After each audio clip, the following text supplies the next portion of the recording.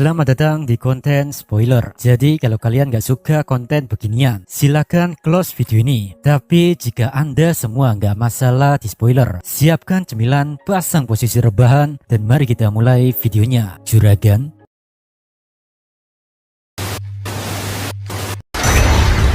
Kami kembali. Yari.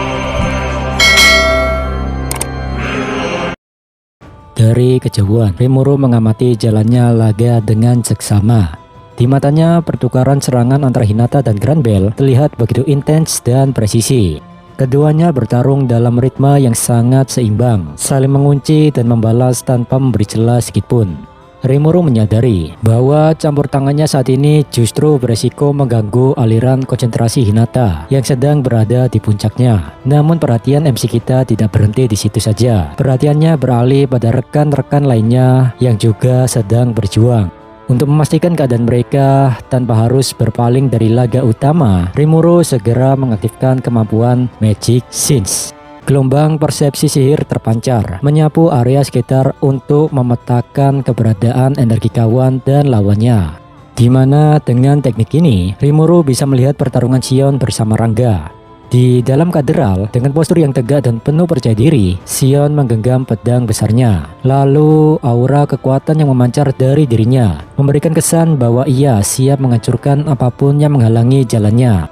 Udara di area pertempuran meledak dengan suara dentingan logam yang memegahkan telinga. Duas. Serangan berat Sion menghantam pertahanan Razul dengan kekuatan yang sanggup meretakkan tanah. Setiap ayunan pedang Sion membawa tekanan udara yang begitu besar, menciptakan badai kecil di sekeliling mereka. Di sisi yang lain, lawannya yakni sosok injektor dengan detail bola mata di sekujur tubuhnya. Dia terus menangkis tebasan Sion tanpa kesulitan sedikitpun. Di tengah hiruk pikuk tersebut, Razul mencoba melakukan serangan balik yang cepat. Boom! Satu bogem manja dari abang Razul dilepaskan hingga membuat Sion terpental jauh. Di sudut lain, Rangga yang khawatir keluar dari bayangan tubuh Sion. Dengan tanduk yang dialiri listrik dan tatapan mata yang tajam, Rangga meraung menggetarkan udara. Ia memanggil kekuatan elemennya yang paling mengerikan. Petir hitam, teriaknya. Aliran listrik berwarna gelap menyambar dengan suara gemuruh. Serangan itu bukan lagi sekedar kilat biasa. Di tengah hiruk pikuk serangan tersebut, Rangga menunjukkan kekhawatirannya kepada rekan seperjuangannya. "Nona Sion," serunya, memastikan keadaan Sion tetap baik-baik saja. Sion sendiri menanggapi dengan sedikit keras kepala karena ia tidak ingin dikasihani atau dikhawatirkan. Baginya, perhatian Rangga lebih baik dicurahkan untuk menghabisi lawan di hadapan mereka. Meskipun baru saja menerima dampak dari pertempuran sengit, luka-luka di tubuh Sion mulai menutup dengan kecepatan yang tidak masuk akal. Dalam hitungan detik, kekuatan Sion kembali ke kondisi primanya, seolah-olah serangan musuh hanyalah gangguan kecil. Namun di balik kepulan debu dan sisa-sisa petir hitam, siluet musuh kembali terbentuk. Pertarungan ini rupanya masih jauh dari kata selesai, dan kedua belah pihak kini bersiap untuk bentrokan yang jauh lebih brutal. Di tengah sisa-sisa debu yang berterbangan, Sion berdiri dengan senyum tipis yang penuh kepuasan. Alih-alih merasa gentar melihat musuh yang masih berdiri kokoh, Sion justru merasa bergairah. Baginya, baik tebasan dari pedangnya maupun sihir petir Rangga yang dahsyat seolah-olah tidak mempan pada jira musuh tersebut. Namun di balik tantangan itu, Sion merasa berhutang budi pada Diablo karena telah memberinya kesempatan untuk beradu kekuatan dengan lawan sekuat ini. Di sudut lain di luar katedral, Rimuru mengamati situasi dengan ekspresi yang lebih serius. Ia menyadari bahwa membiarkan Sion bertarung sendirian tanpa bantuan bukanlah pilihan yang bijak. Dengan helaan napas pendek dan mata yang terpejam sejenak, ia membuang keraguannya dan segera berniat membantu Sion. Namun, di saat yang sama, tiba-tiba sebuah sensasi aneh melintas di udara. Rimuru, Hinata, dan Sion secara bersamaan merasakan sesuatu yang tidak beres. MC kita tersentak, matanya melebar saat menangkap sinyal bahaya yang tak terduga. Hinata menoleh dengan cepat. Insting kesatria sucinya memberikan peringatan akan kehadiran atau peristiwa baru yang sedang terjadi. Sion pun mengalihkan fokusnya, menyadari bahwa ada variabel lain yang masuk ke dalam medan tempur ini. Di situ kabut tipis menyelimuti medan perang yang kini dipenuhi dengan raga para prajurit yang tumbang. Di tengah kesunyian yang mencekam pasca bentrokan, sebuah siluet rombongan mulai terlihat menembus kabut. Dari kejauhan Rimuru menatap pemandangan itu dengan penuh waspada, di mana aura yang memancar dari kelompok tersebut sangat berbeda, dingin, tajam, dan penuh tekanan yang luar biasa. Begitu kabut menyibak, terlihatlah sosok pria dengan jirah putih yang megah dan rambut emas panjang yang terurai. Itu adalah Rion Cromwell and the Gang. Dia berdiri di barisan depan dengan tatapan mata yang datar namun menusuk. Beliau dikelilingi oleh para kesatria setianya, menciptakan pemandangan yang mengintimidasi siapapun yang berani menentangnya. Kehadirannya di tempat ini terasa seperti sebuah anomali yang mengubah seluruh dinamika pertempuran. Demon Lord Leon, kenapa dia bisa ada di sini? Gumam Hinata dengan penuh tanya. Kehadiran Leon jelas di luar skenario yang telah disusunnya, dan Rimuru hanya bisa tertegun dengan mata yang melebar sempurna. Nama Leon terucap pelan dari bibirnya, menyadari bahwa sosok yang selama ini menjadi salah satu teka-teki terbesar kini berdiri tepat di hadapannya. Sementara itu, Grand Belleroso justru menunjukkan reaksi yang sangat kontras. Sebuah seringai kecil muncul di wajah tuannya, seolah-olah kedatangan Leon adalah bagian dari rencana licik yang sedang ia jalankan, atau mungkin sebuah variabel yang ia harapkan untuk memperkeruh situasi. Dan suasana menjadi sangat dingin saat Grand Belleroso membuka obrolan. Dengan sikap tenang, ia menyapa sang pendatang baru seolah-olah mereka adalah kenalan lama. Itu kau rupanya, Demon Lord Leon, ucap Grand Bell datar. Leon Cromwell menanggapi sapaan itu dengan ketidaksukaan yang nyata. Ia menoleh sedikit, memberikan tatapan rendah yang penuh keangkuhan. Baginya, keakraban yang ditunjukkan Grand Bell terasa mengganggu. Dengan nada suara yang dingin dan tajam, ia membalas, "Kenapa kau bertingkah seolah kau mengenalku, kakek tua?" Leon tidak menyukai basa-basi, terutama dari seseorang yang belum pernah ia temui secara langsung. Mendengar respon dingin tersebut, Grand Bell justru tersenyum tipis. Ia mengakui bahwa ini memang pertama kalinya mereka bertemu dan bertatap muka secara resmi. Namun, Grand Bell segera mengungkapkan jati dirinya yang sebenarnya dalam hubungan bisnis mereka selama ini. Ia menyebut dirinya sebagai semacam pedagang yang jasanya pernah digunakan oleh Leon di masa lalu. Dengan nada yang sopan namun syarat akan provokasi, ia meminta maaf karena telah membuat sang Raja Iblis harus menempuh perjalanan jauh ke sini. Leon masih menatap Grand Bell dengan tatapan yang sangat dingin dan menusuk. Baginya, Grand Bell hanyalah gangguan yang tidak relevan. Ia menegaskan bahwa dirinya tidak memiliki urusan apapun dengan pria tua itu, karena dia datang ke tempat ini dengan satu tujuan yang sangat spesifik, yakni sebuah pencarian yang telah ia lakukan sejak lama. Namun, sebelum niat itu terucap dari mulut Leon, Grand Bell langsung mengarahkan perhatian Leon pada pemandangan tragis di sekitar mereka, di mana banyak sekali tergeletak tubuh para manusia dunia lain yang telah dilumpuhkan oleh kekuatan Rimuru. Grand Bell menggunakan keberadaan mereka sebagai umpan untuk menarik Leon ke dalam percakapannya. Dengan suara yang tenang namun penuh intimidasi, Grand Bell ngasih tahu bahwa anak-anak dari dunia lain yang terbaring tak berdaya itu bukanlah barang dagangan berkualitas tinggi yang sedang dicari oleh Leon. Namun, Grand Bell memanggil mereka ke dunia ini menggunakan ritual yang diajarkan oleh Leon sendiri. Mendengar hal itu, atmosfer di sekitar mereka seolah membeku. Grand Bell terus memojokkan Leon dengan fakta-fakta yang tak terbantahkan. Kakek tua ini membongkar metode kejam yang selama ini digunakan, yakni memanfaatkan anak-anak dari dunia lain yang tidak stabil demi mendapatkan pengguna elemen yang kuat. Contoh kecilnya seperti Shizue Izawa. Grand Bell mempertanyakan berapa banyak kegagalan yang harus mereka tanggung hanya demi memanggil segelintir orang yang diinginkan oleh Leon. Kata-kata Grand Bell mencapai puncaknya saat ia dengan dingin menyebut nyawa-nyawa yang gagal itu sebagai barang buangan. Baginya, mereka yang tidak memiliki kekuatan cukup hanyalah sampah yang tidak berguna. Mendengar kekejaman yang diucapkan dengan begitu santai, Rimuru tampak sangat terguncang. Matanya membelalak lebar, memancarkan keterkejutan dan kemarahan yang mendalam. Kebenaran tentang asal-usul penderitaan Shizu dan anak-anak dari dunia lain kini terpampang nyata di hadapannya, yakni sebuah sistem yang dibangun di atas tumpukan nyawa mereka yang dianggap gagal oleh para penguasa dunia. Sementara itu, Leon tetap berdiri dengan wajah datar. Dia membiarkan tuduhan itu menggantung di udara, seolah-olah beban dosa tersebut adalah sesuatu yang sudah lama ia pikul. Pikiran Rimuru seketika menjadi kacau. Ingatan visual tentang sosok Shizu yang berjalan sendirian di bawah langit yang luas, serta bayangan anak-anak dari dunia lain yang tampak tak berdaya menghantui benaknya.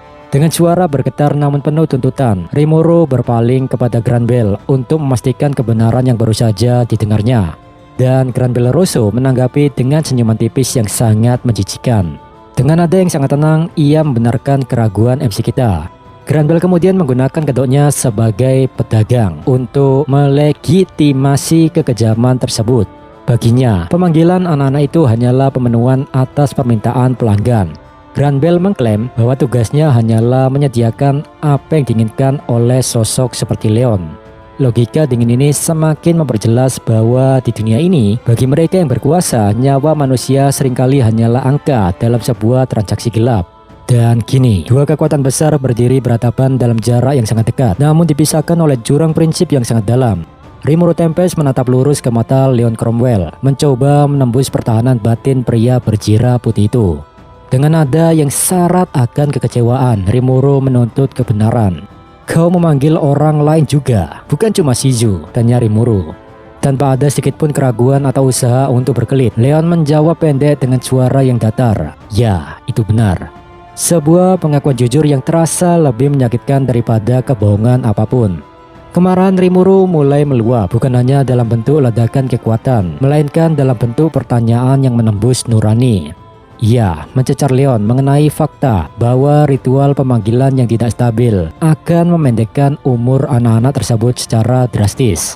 Dan untuk pertama kalinya ekspresi Leon tampak sedikit goyah. Di tengah suasana yang menyesakan itu, tiba-tiba pecah oleh sebuah tawa yang merusak segalanya. Granbell Rosso yang berdiri dalam kegelapan siluetnya tertawa terbahak-bahak. Suara tawa miliknya menggema, mengejek moralitas yang sedang diperdebatkan. Bagi Granbell, dilema moral yang dialami Rimuru dan keraguan Leon hanyalah hiburan semata dalam permainan catur yang ia kendalikan. Ketegangan ini sekarang bukan lagi sekedar adu kekuatan fisik, melainkan pertempuran batin tentang tanggung jawab, masa lalu, dan harga yang harus dibayar demi sebuah tujuan. Granbell Rosso tidak berhenti sampai di situ. Ia terus memojokkan Leon dengan detail yang lebih spesifik dan menyakitkan. Dengan nada meremehkan, ia mempertanyakan mengapa Leon mencoba menyembunyikan fakta pada titik ini. Granbell mengungkapkan bahwa Leon secara eksplisit memintanya menyediakan anak-anak dari dunia lain yang berusia di bawah 10 tahun. Itu adalah sebuah usia di mana mereka paling mudah dimanipulasi dan dibuat merasa berhutang budi. Di tengah hujan informasi tersebut, Raphael memberikan peringatan tajam bahwa Granbell sedang mencoba mengadu domba antara Rimuru dan Leon Cromwell dengan memanfaatkan kemarahan Rimuru atas nasib Shizu dan anak-anak lainnya. Granbell berharap kedua Raja Iblis ini akan saling menghancurkan, sementara dirinya tinggal menarik keuntungan dari kekacauan tersebut. Rimuru kembali menatap Leon. Ia membutuhkan jawaban langsung untuk memutus keraguan yang menyiksa batinnya. "Apakah itu semua benar?" tanyanya dengan suara rendah. Respon Leon kali ini bukan lagi berupa keangkuhan. Ia terdiam sejenak. Matanya menunjukkan sedikit gejolak batin yang tertutup oleh bayangan rambut emasnya. Dengan kejujuran yang menyakitkan, ia akhirnya mengakui segalanya. "Aku tidak bisa menyangkalnya," ucap Leon. Meskipun Rimuru tahu Granbell sedang memanipulasi keadaan, tapi kenyataan bahwa Leon memang terlibat dalam penderitaan Shizu dan anak-anak dunia lain adalah sebuah fakta yang tak terbantahkan. Saat Leon mencoba membela diri dengan alasan tertentu, Rimuru memotong pembicaraan dengan teriakan penuh amarah. "Tutup mulutmu, kaulah penyebab semua ini." Wajah Rimuru yang biasanya tenang kini memancarkan kebencian yang mendalam. Dalam benaknya terlintas bayangan Shizue Izawa yang menangisi kehilangan seseorang yang sangat berharga akibat ego dan eksperimen Leon. Rimuru tidak peduli lagi apakah ini adalah bagian dari jebakan manipulatif Granbell untuk mengadu domba mereka atau bukan. Yang pasti bagi Rimuru, fakta bahwa Leon telah menghilangkan banyak nyawa demi tujuannya adalah sesuatu yang tak bisa dimaafkan. Dengan langkah berat dan mantap, Rimuru berjalan maju. Ia tidak lagi sekedar ingin membantu rekan-rekannya, tetapi Rimuru ingin menuntut keadilan bagi Shizu dan semua barang buangan yang telah tewas sia-sia oleh ambisi Leon. Ingatan Rimuru kembali melayang pada wajah-wajah polos yang pernah ia selamatkan. Ia membayangkan Chloe, Alice, Kenya, Ryota, dan Gale, di mana anak-anak itu harus hidup dalam ketakutan akan ajal setiap harinya sebelum mereka mendapatkan raw element. Rimuru menyadari bahwa di luar sana pasti ada banyak anak lain yang nasibnya berakhir tragis dalam kegelapan tanpa pernah ia ketahui. Rasa bersalah dan amarah bercampur menjadi satu, menciptakan api yang membakar nuraninya. Rimuru tidak lagi bisa menandiri hanya dengan kata-kata. Ia mengepalkan tangannya dengan sangat kuat dan menatap muak Leon. "Aku tidak akan puas sampai aku meninjau orang ini," gumam MC kita.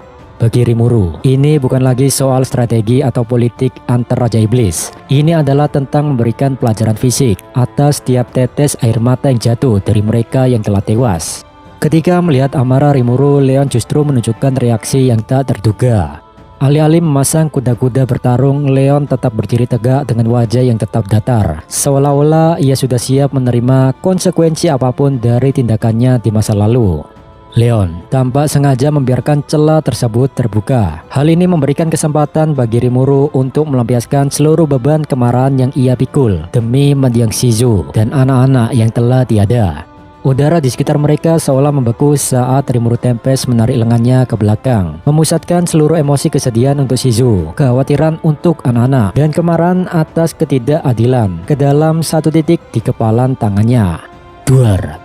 Pukulan telak mendarat tepat di wajah Leon. Kekuatan hantaman itu begitu besar hingga membuat kepala sang Raja Iblis terhentak ke samping. Tidak ada sihir pertahanan, tidak ada usaha untuk menghindar. Leon menerima seluruh beban kemarahan Rimuru dengan tubuh fisiknya sendiri.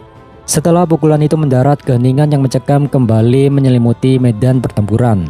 Rimuru berdiri dengan napas naik turun. Kepalan tangannya masih gemetar karena intensitas emosi yang ia lepaskan. Di hadapannya, Leon tetap berdiri, meskipun sudut bibirnya kini pecah dan berdarah. Tatapan Leon tampak kosong, tidak ada kemarahan di wajahnya, tidak ada niat untuk membalas. Ia hanya diam, membiarkan rasa sakit fisik itu meresap, seolah-olah luka tersebut adalah penebusan kecil yang memang pantas ia terima atas semua dosa di masa lalunya. Tetesan darah mulai membasahi lantai batu setelah hantaman keras itu mendarat. Di tengah keheningan yang menyesakan, Rimuru Tempest mulai merenungkan kembali segala memori yang ia warisi dari Shizue Izawa, di mana meskipun Shizu telah mengalami penderitaan yang luar biasa, tapi Shizu sebenarnya sama sekali tidak membenci Leon. Ya, walaupun Leon membawanya ke dunia ini hanya untuk kecewa karena Shizu bukan orang yang dicari, akan tetapi Leon tetap menjaganya dan mengajarkannya cara untuk bertahan hidup. Dan Leon tidak pernah menolak Shizu, meskipun baginya Shizu saat itu tidak memiliki kegunaan apapun dalam ambisi besarnya. Rimuru memandang Leon dengan tatapan yang kini lebih kompleks. Ia memahami bahwa Shizu mungkin ingin membenci Leon, namun ia tidak bisa melakukannya karena ikatan rumit yang terjalin selama mereka bersama. Shizu sebenarnya hanya ingin mencari tahu apa yang sebenarnya dirasakan Leon terhadap dirinya. Lantas di situ, Leon tanya, "Apa kau sudah puas sekarang?" Rimuru menyadari ia tidak menggunakan keahlian apapun. Hal itu tentu tidak terlalu melukai fisik Leon yang kuat. Rimuru membatin bahwa mungkin selama ini ia terlalu meremehkan ketangguhan Leon. Rimuru tahu bahwa memusuhi Leon lebih jauh di tempat ini bukanlah pilihan yang bijak, meskipun ia belum sepenuhnya bisa memaafkan tindakan Leon di masa lalu. Akan tetapi di sini, Rimuru memutuskan untuk menunda penghakiman tersebut. Namun, bukan berarti urusan mereka selesai begitu saja. Dengan tangan yang mantap, Rimuru kembali menggenggam hulu pedangnya untuk segera ngasih pelajaran kepada Leon. "Ini adalah caraku mengungkapkan perasaan Shizu, tapi aku masih harus menunjukkan perasaanku padamu," ucap Rimuru dengan sorot mata yang tajam. Pertarungan emosional ini beralih menjadi adu ketangkasan. Dengan gerakan cepat, Rimuru menerjang maju dan dengan nyaring pedang yang saling beradu menggema di seluruh tempat itu. Ini bukan lagi pertarungan untuk saling menghabisi, melainkan sebuah dialog antar kekuatan untuk menentukan arah masa depan mereka. Di balik bilah pedang yang saling menempel, Rimuru bukannya melanjutkan serangan membabi buta. Ia justru melontarkan ajakan yang sangat mengejutkan. "Mari kita bicarakan hal ini secara mendalam dan sekarang juga." Itu adalah sebuah penegasan bahwa Rimuru memiliki tujuan yang lebih besar daripada sekedar pelampiasan amarah. Sontak mendengar itu, Leon tertegun. Tanpa membuang kesempatan, Rimuru memberikan peringatan strategis. Sebaiknya kau menyadari hal ini. Leon, amati sekitarmu dan pahami situasinya, bisik Rimuru. Rimuru tidak hanya bertarung, tetapi juga menggunakan kecerdasan taktisnya untuk mengarahkan perhatian Leon ke ancaman yang lebih mendesak, yakni sosok Granbel Rosso yang licik. Di tengah keheningan yang tegang setelah ajakan Rimuru, Leon mulai menyadari sebuah kebenaran yang tak terduga, di mana Rimuru ternyata tidak hanya didorong oleh amarah, melainkan sebuah rencana taktis yang rapi. Rimuru menggunakan situasi ini untuk mengendalikan keadaan, bahkan dengan cepat memilihnya sebagai sekutu dalam pertarungan ini. Leon menyadari bahwa ia baru saja menemukan rekan seperjuangan yang cerdas dan kuat. Sambil tetap menahan pedang Rimuru, Leon melirik ke arah sekitar, di mana situasi medan perang telah berubah menjadi kekacauan total. Hinata Sakaguchi sedang sibuk menghadapi Granbel, sementara para bawahan Rimuru dan pengawal Leon terjebak dalam pertempuran massal melawan pasukan musuh. Di situ juga Leon memberikan instruksi tegas kepada pasukannya melalui transmisi pikiran untuk mempertahankan diri sambil sebisa mungkin tidak menghabisi musuh. Di tengah dentingan senjata, sebuah pertanyaan muncul di benak Leon tentang keberadaan Lumina sekarang. Karena sebagai pemimpin negara ini, sangat aneh jika ia membiarkan tanah sucinya menjadi medan tempur tanpa suatu tindakan pencegahan apapun. Leon berspekulasi, apakah Lumina sedang tertahan oleh sesuatu atau sengaja menunggu momen yang tepat. Namun satu hal yang pasti bagi Leon, siapapun yang memancing dirinya ke sini, itulah dalang yang telah mengatur seluruh skenario ini dengan sangat rapi. Rimuru dan Leon masih melakukan sandiwara duel mereka, dan setelah mendengar penjelasan serta melihat cara Rimuru mengendalikan situasi, akhirnya Leon menyadari bahwa Granbel adalah musuh yang sebenarnya yang sedang tertawa di balik layar. Mata mereka berdua bertemu sekali lagi, bukan lagi sebagai musuh yang saling benci, melainkan sebagai dua penguasa yang memiliki tujuan yang sama untuk saat ini. Baiklah kalau begitu, sepertinya aku akan mempercayaimu, ucap Leon pelan. Dengan kesepakatan tak tertulis itu, kedua Raja Iblis ini akhirnya menghentikan perselisihan mereka dan bersiap untuk mengalihkan seluruh kekuatan mereka kepada dalang di balik semua kekacauan ini. Dan dengan ini pula, Rimuru berhasil mengubah potensi bencana menjadi sebuah aliansi yang tak terduga.